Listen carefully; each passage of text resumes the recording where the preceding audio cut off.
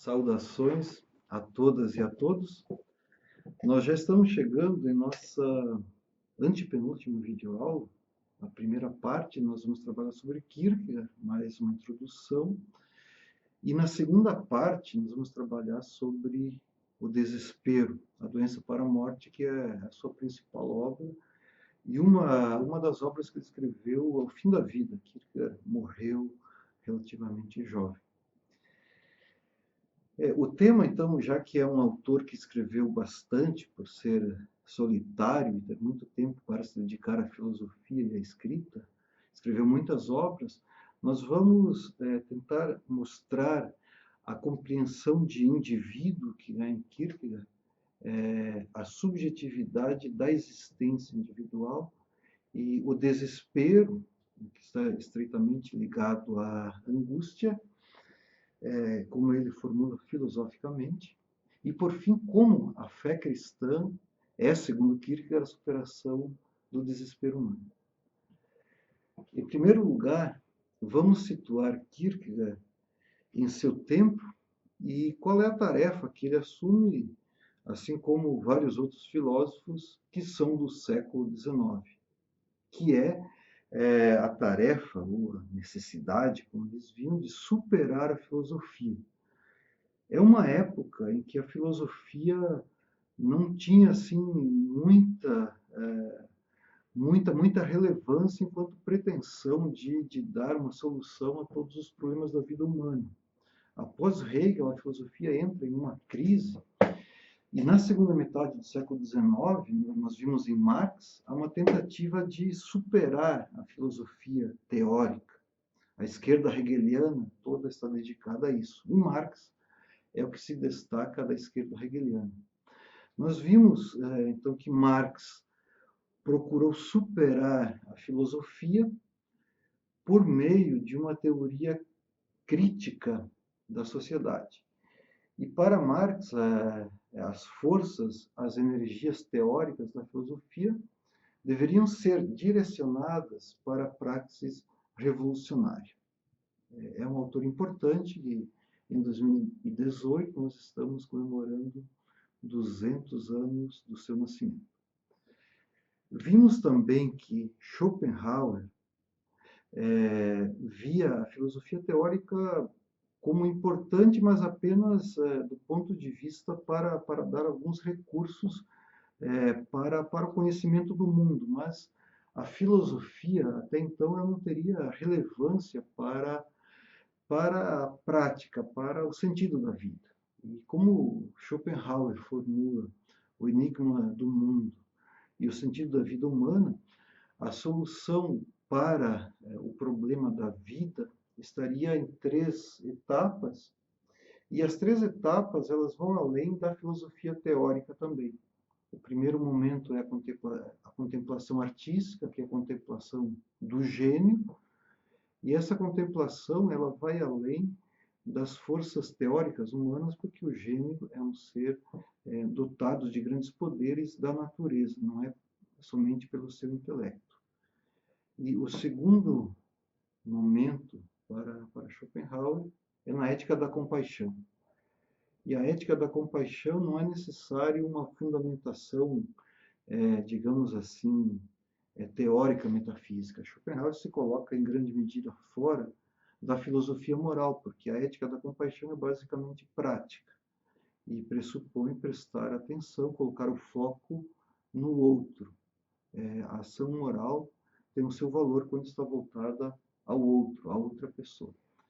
E por fim, Schopenhauer vai colocar a saída construtiva para a sua filosofia no ascetismo, na ascética, que é uma saída para além da filosofia, porque para ser um asceta não é preciso ser um filósofo, ter feito doutorado em filosofia. Schopenhauer mostra que isso é uma questão de exercício, disciplina, autodisciplina, para chegar a esse movimento de autonegação da vontade de viver, que seria uma progressiva calmaria, eliminação das dores e sofrimentos do mundo. Nós veremos na penúltima videoaula, que será sobre Augusto Comte e positivismo, que o positivismo científico de Augusto Comte é uma tentativa de fazer com que a filosofia siga os métodos da ciência natural e que a filosofia social ou sociologia, ela propriamente teria um estatuto superior e que, em última instância, ele propõe uma nova religião da humanidade, que é um pensamento fundado no ser humano, mas que vai além também da metafísica. Tem um espírito positivo, científico, que anima. E no final do semestre veremos que Nietzsche procura superar a filosofia através da vida, de um vitalismo, da vida compreendida como vontade de poder. E na criação de novos valores, que iria para além da tradição da filosofia moral e da filosofia metafísica também. Portanto, Nietzsche propõe um novo começo e a filosofia teria um caráter bem diferente do que existia até então. E qual é a posição de Kierkegaard lá pela metade do século XIX? Porque Kierkegaard é um inimigo declarado, assumido de Hegel e da pretensão de construir um sistema totalizante que animava a filosofia hegeliana, de modo que Kierkegaard ele é inimigo de tanto de Hegel quanto de Marx. Ele não vê a solução nos movimentos sociais e políticos, nem no sistema, nem na razão especulativa, dialética, mas ele pretende superar a filosofia através da religião, através da fé cristã, especificamente, e do indivíduo que assume a autenticidade da sua vida, o desafio de superar o desespero. Por isso, Kierkegaard é visto como um precursor do existencialismo, que é um movimento filosófico do século XX, que vocês verão na filosofia contemporânea. E Kierkegaard, nesse sentido, ele é uma exceção ao movimento da época que via grande esperança, a esquerda hegeliana, Marx, para a realização da vida humana na vida social, na vida, digamos assim, na participação política. Kierkegaard tem a pretensão de que somente o indivíduo que se assume como um sujeito, que se decide a si mesmo, é que pode dar um sentido à sua vida. Mas não é um egoísmo qualquer, porque esse indivíduo, segundo Kierkegaard, ele se confrontaria com o Deus cristão. E por isso, o ponto de partida é a subjetividade da existência, que não é mais a consciência de Hegel ou a consciência em Marx, mas é a consciência individual. E Kierkegaard até diz, usa a imagem que o sistema hegeliano é semelhante a um castelo gigantesco, pomposo, mas é um castelo frio e inabitável. O ser humano não consegue viver nele. O indivíduo habita uma pequena choupana, uma tenda ao lado desse sistema, e é aí que transcorre a vida.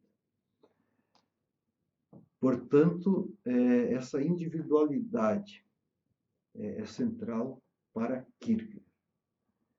E um pouquinho de modéstia, porque o indivíduo não pode dispor de todo esse aparato conceitual, racional, de uma razão que rege o mundo. Nesse sentido, Kierkegaard propõe um longo caminho, ele até escreve depois, ao fim da vida, nos últimos anos, o seu diário. E nesse diário, que ele chamou dos papéis, os papiros, ele escreve também uma parte que são as etapas no caminho da vida, e todos os exercícios, o caminho que ele segue. E esse longo caminho teria 3 estágios, que é o que ele constrói também na filosofia, que seria o estágio estético, o estágio ético e o estágio da fé. É um pouco parecido de Schopenhauer. A diferença é que Schopenhauer é ateu e Kierkegaard é cristão. Em vez da cética sem Deus, Kierkegaard propõe o estágio da fé, em que o cristianismo seria a superação. E, ao longo de sua obra, Kierkegaard escreveu vários textos sobre os 3 estágios. E, naturalmente, quando se é jovem, se começa pelo estágio estético, porque que justamente a estética trabalha com a arte, com a paixão, com o mundo sensível. E Kierkegaard fez a sua estreia com uma obra literária. Ele fez o doutorado, que é o conceito de ironia, constantemente reportado a Sócrates, e logo em seguida escreve o Diário de um Sedutor, que é uma obra que tem um estilo romântico, como se fossem cartas, semelhante ao como Goethe escreveu o Sofrimento do Jovem Werther.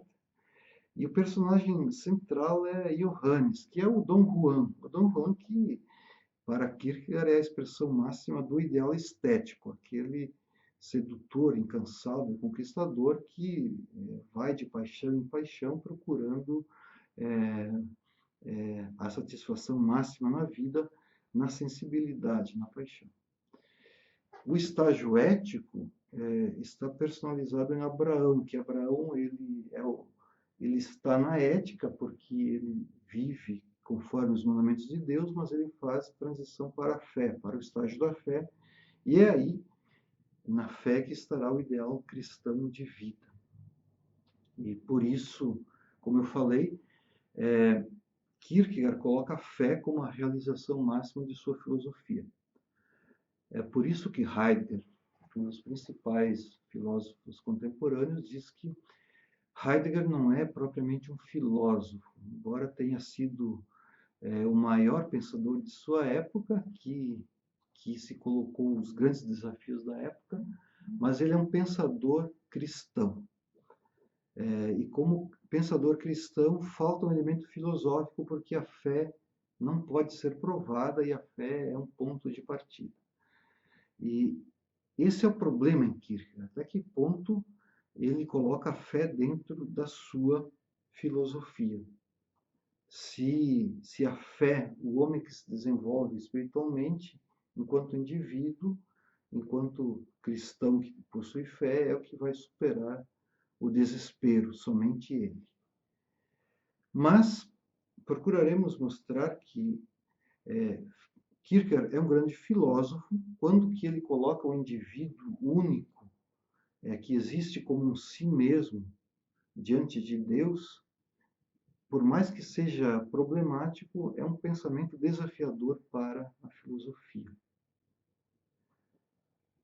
Enquanto os filósofos iluministas, que eram ateus, por exemplo, Diderot, Voltaire, afirmavam que a filosofia começa com a descrença. Para Kierkegaard, ao contrário deles, a fé cristã é a única salvação da doença mortal, que é o desespero humano. Isso que nós veremos na última parte. Apenas falar um pouquinho sobre a vida de Kierkegaard. Eu vou postar em nosso ambiente virtual um pequeno texto biográfico sobre a obra também, que é do Wilhelm Weichede, de uma obra A Escada dos Fundos da Filosofia, que ele narra a história de toda a filosofia a partir de 50 e poucos filósofos, e Kierkegaard é um deles. Ele conta um pouquinho dessa história, que é curiosa. Tem um aspecto parecido que também Kierkegaard perdeu o pai relativamente jovem, um pouco mais velho do que Schopenhauer. Kierkegaard tinha 25 anos quando seu pai morreu. E ele afirma que depois seu pai morreu, ele, assim como Schopenhauer também, ele teve direito a uma herança. E do mesmo modo que Schopenhauer, Kierkegaard não precisou trabalhar para poder viver. Ele não precisou ganhar o pão com o suor do seu rosto. Viveu com a herança do final da vida, não conseguiu ser professor de filosofia, não seguiu a carreira de pastor protestante, como ele não era. E ele diz que logo depois que seu pai morreu, nos tempos seguintes, ele se dedicou a uma vida com mais prazeres. Mas essa vida com mais prazeres foi bem diferente da de Schopenhauer. Schopenhauer se atirou, de fato, nos prazeres. Kierkegaard comprou roupas mais caras, investiu mais em comidas, bebidas, mas não muito mais do que isso. Mas ele ficou matutando que ele teria herdado a principal herança do pai não foi a herança financeira, o dinheiro, mas foi uma culpa obscura que ele acreditava que havia no seu pai e em toda a descendência.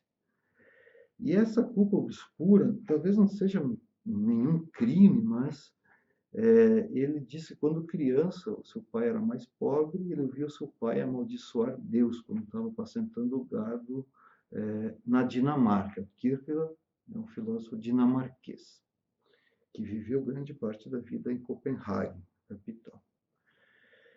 E talvez o outro pecado é que depois que a mãe morreu, o pai teve um filho com a empregada. Isso é um pecado. Mas o fato é que Kierkegaard interpretou isso como se sobre ele pesasse uma grande culpa e que a sua existência deveria transcorrer sob o signo da cruz cristã, do sofrimento cristão, sob a marca do castigo de Deus. É uma interpretação um tanto fantasiosa de uma criança ou adolescente sobre o pecado e a culpa. Mas o fato é que o jovem Kierkegaard estava seguindo o caminho que a maioria dos jovens seguia. Tinha uma namorada, uma noiva que amava bastante, que pretendia casar, ou ele seria um burguês que trabalhava numa empresa, ou um pastor protestante, o que seria normal pela família. Mas com a morte do pai, ele resolve, toma uma decisão radical, ele rompe o noivado. E rompe de um modo um tanto surpreendente, porque ele amava a Regina Olsen, que era bastante jovem, tinha 15, 16 anos, 15 anos exatamente. E aí começa a sua vida singular, e aí que Kierkegaard se torna um filósofo importante, apesar de um tanto esquisito. Nesse sentido, o biógrafo alemão Weichsel diz o seguinte, e é esclarecedor nessa obra A Escada dos Fundos da Filosofia. Diz Weichsel, alguns filósofos são desencaminhados por mulheres. Mais raro é que um deles seja levado para o bom caminho justamente por uma mulher, e não uma importante dama do mundo, mas uma simples moça da cidade, com todos os seus 15 anos. É isso que ocorre com Søren Kierkegaard, pois sem Regina Olsen, ele não teria sido o que foi, nem escrito o que escreveu. Veja bem, o Kierkegaard rompe com o noivado, passa o resto da vida sozinho, continuou sempre amando, ela ficou furiosa com ele, sofreu um monte, ficou desesperada e não conseguiu entender, né, o que se passa com o sujeito que rompe o noivado dizendo que ama, mas que tem umas coisas um tanto misteriosas por trás. E ele passa o resto da vida escrevendo, a cidade era pequena, né, para Copenhague, fazendo ironias para ela, mas se autotorturando também, porque a solidão não era algo tão tranquilo para ele também. Essa existência que ele via um tanto sofrida dele, mas um tanto egocêntrica também.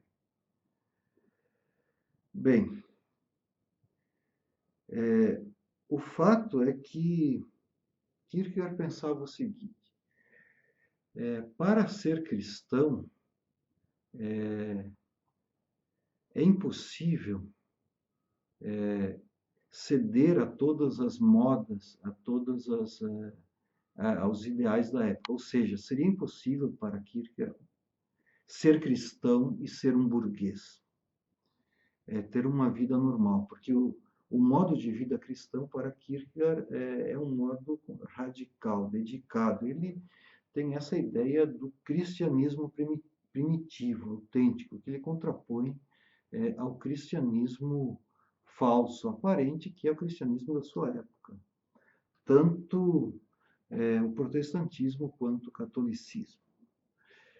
E com isso, Kierkegaard ele critica o mundo moderno, critica os movimentos sociais, critica a ciência, a técnica, mas critica também aqueles cristãos que acham que se pode compatibilizar a vida de luxo, riqueza com o cristianismo.